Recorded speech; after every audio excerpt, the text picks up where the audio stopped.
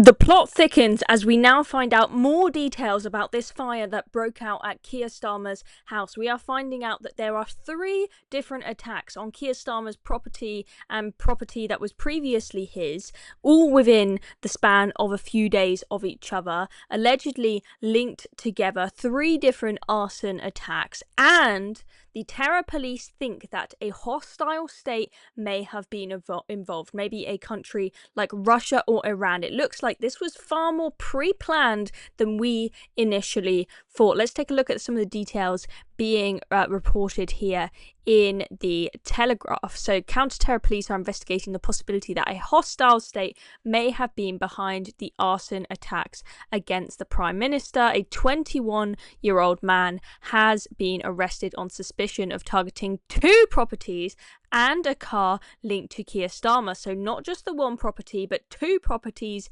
and a car. Now, we do not know the nationality of this suspect. Obviously, there is an investigation ongoing, and there is only so much information that we are allowed to know at this stage. But it is really looking like this is a lot more serious than we previously thought. And I think a lot of MPs, after seeing this, are going to be quite worried about their safety. They're going to be worried about more targeted attacks like this. So let's take a look at this map that we've got here. Now, we heard all the news was about this 11th of May suspected firebomb attack on Keir Starmer's front door. That is the house that he lived in before the general election. He has now moved to 10 Downing Street, of course, because he's the Prime Minister, but he still owns that home, and his sister-in-law rents this house from him. There was the fire at that house, but that is not the only thing that happened. On the 8th of May, Keir Starmer's old car, I don't think he even owns it anymore, but it's linked to him, that car. There's been a photograph of it in the news previously when Keir Starmer had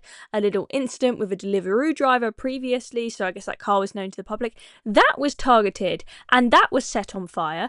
And then on the 10th of May, so the day before the fire at the property that Keir Starmer currently owns, a flat that Keir Starmer owned back in the 90s was targeted.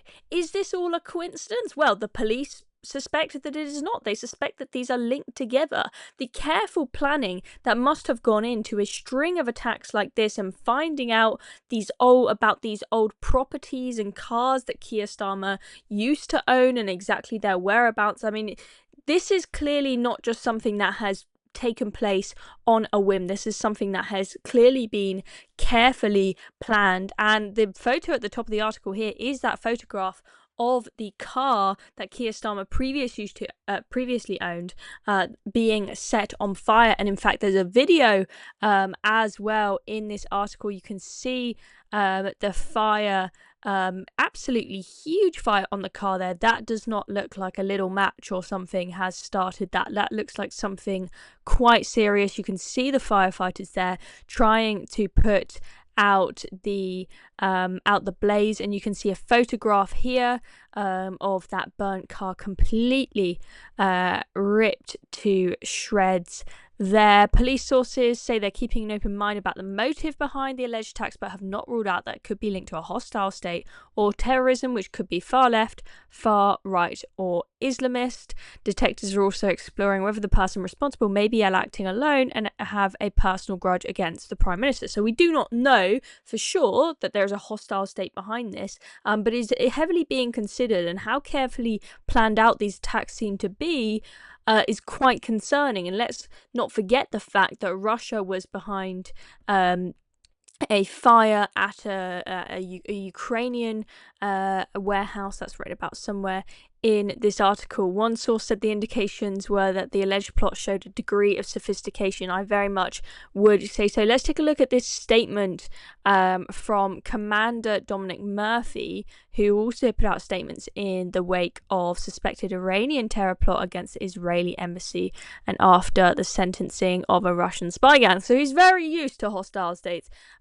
getting up to no good. This is what he had to say. We are working at pace and continue to explore various lines of inquiry to establish the cause of the fires and any potential motivation for these. A key line of inquiry is whether the fires are linked, due to the 2 premises and the vehicle all having previous links to the same high-profile figure. And of course, this will happen within the span of a few days, which is very, very fishy. We recognise that this investigation may cause concern to other public figures, particularly MPs.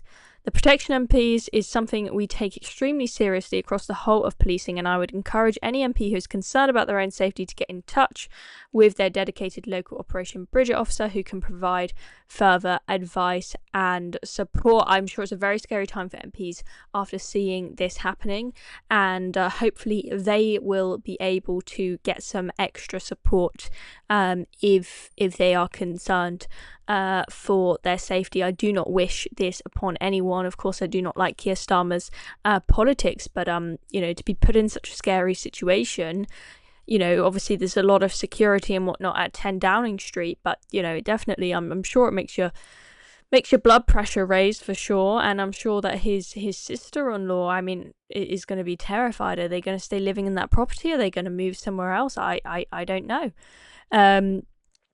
And yeah, there's the video of the car that we saw earlier. And this is the photograph of Keir Starmer's front door, which has now had to be boarded up, as you can see, after that fire that broke out. What crazy events we have got going on. So there we go. That is the latest update on the fire at Keir Starmer's house. I'm Chloe Dobbs. Thank you very much for watching this video. Subscribe to Reason for more videos like this.